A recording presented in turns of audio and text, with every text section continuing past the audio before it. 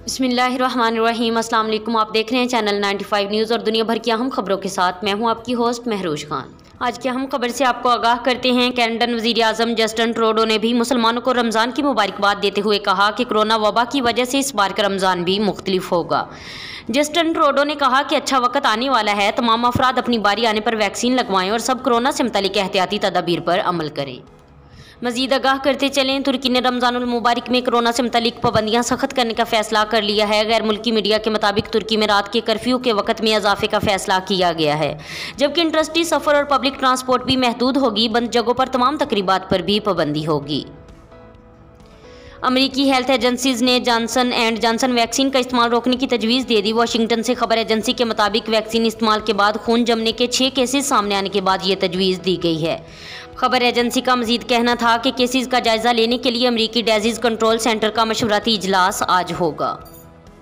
भारत में एक रोज़ के दौरान 1,85,000 से ज़ायद नए कोरोना केसेस सामने आए हैं। भारत की रियासत महाराष्ट्र में 1 मई से सख्त पाबंदियां आयद करने का फैसला किया गया है। तलीमी इदारे, इबादतगाहें, तफरीह मकामात और शॉपिंग मॉल्स बंद होंगे।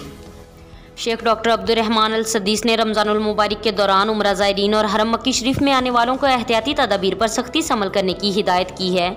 सऊदी मीडिया की रिपोर्ट के मुताबिक शेख अल सद्दीस ने रमज़ानुल मुबारक के हवाले से अपने खिताब में कहा, रमज़ानुल मुबारक का आगाज़ हो चुका है मगर दुनिया कोरोना की वबा की लपेट में है।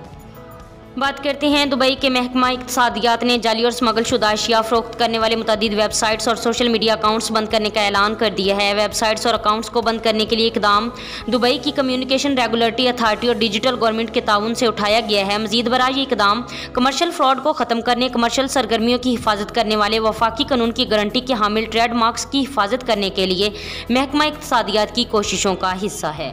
आखिर में आपको आगाह करते हैं, दुबई के हुक्मरान और मुत्तहिदा अरब अमारात के नायब सदर वज़ीर आज़म शेख मोहम्मद बिन राशिद मखतूम ने टैक्सी नंबर प्लेट रखने वाले गाड़ी के मालकान के लिए 14 मिलियन दिरहम इमदाद का ऐलान किया है। ये इन टैक्सी मालकान के लिए बतौर बोनस होगा।